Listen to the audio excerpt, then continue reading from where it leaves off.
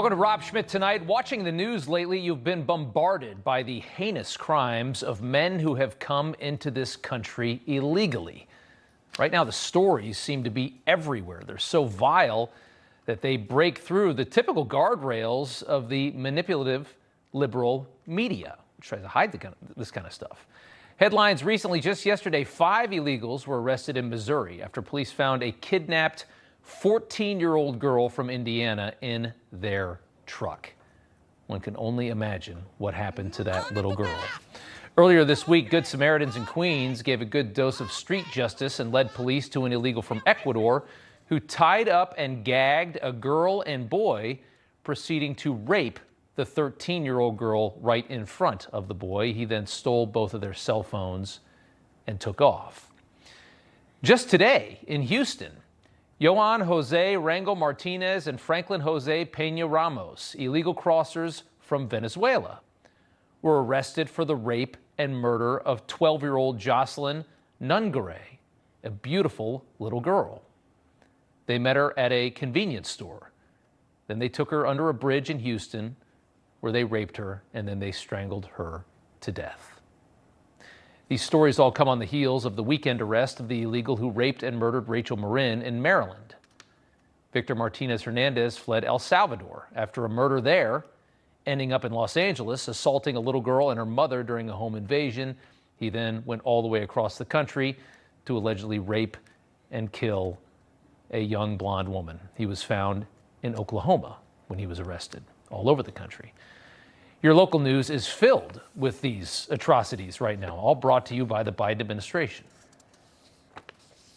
The suspect in this case, a 25-year-old Ecuadorian migrant, less than a week after the violent rape of a 13-year-old girl. Local police and FBI agents were able to arrest Victor Antonio Martinez Hernandez. According to officials, Martinez Hernandez entered the U.S. illegally last year from El Salvador. 5 men in the U.S. illegally were arrested Monday morning in northeast Missouri after a teenage girl was reported missing in Indiana. Maradiaga admitted to having sex with the boy.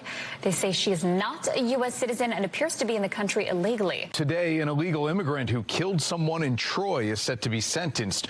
Carlos Corrales Ramirez pleaded guilty to the deadly stabbing last month. On and on and on and on we go. As the saying goes, import the third world, become the third world. The ideologues in power wanted to use your country and your quality of life as an experiment for globalist open border policies. This is the result. Expect plenty more of this. The news headlines debunk the media-led narrative that illegals barely commit any crime in this country. The stats debunk that as well. Our government numbers now show about 80,000 DACA recipients admitted early on in the process were given status here despite arrest records. Many had been convicted of violent crimes. 80,000 allowed to stay despite being arrested in this country. More than 10% of DACA kids have criminal records at that point with those numbers. And our leaders just simply don't care. Watch Alejandro Mayorkas arrogantly dismiss any responsibility for the rape and murder of a young American woman. A criminal is responsible for the criminal act. The criminal who committed this heinous act should be held accountable to the fullest extent of the law, and forcefully so. That is my response. And who let that criminal in? That criminal you just heard speaking. Infuriating to most Americans, if not all Americans, policies so abusive to the people of this country. They don't care what you think, what you want. This is an experiment to them. They couldn't care less the impact it has on you. This can happen 10,000 times. Mayorkas doesn't even flinch. Didn't happen to him. Why would he care? A new Equus poll presented by Axios, again confirming the result of this. Trump now has the majority support on immigration from Hispanic voters in this country. Not just all voters, Hispanic American voters in the United States. For 7 years, they've called him a racist. They've lambasted his plans to build a wall. They've told the American people he put kids in cages. AOC and the other idiots crying on TV. They screamed he's a Nazi. They have full control of the narrative and the media. And he currently has more support from Hispanic Americans on immigration than Joe Biden. Think of the weight of that.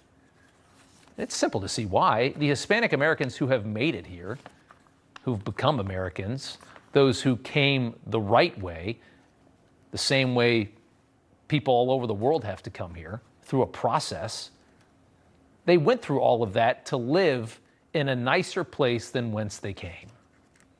Many live in urban areas that are being decimated by this nonsense and by this chaos, a crisis nobody ever wanted, nobody in their right mind would ever vote for. Think about how often your government does things to you that nobody would ever vote for because you live in a two-party system and they can get away with this nonsense, especially when we're more divided.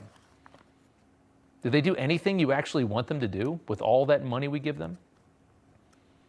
And those people that want to live in a better place than where they came from, along with any functioning American with a brain, realize that no first world country can exist borderless.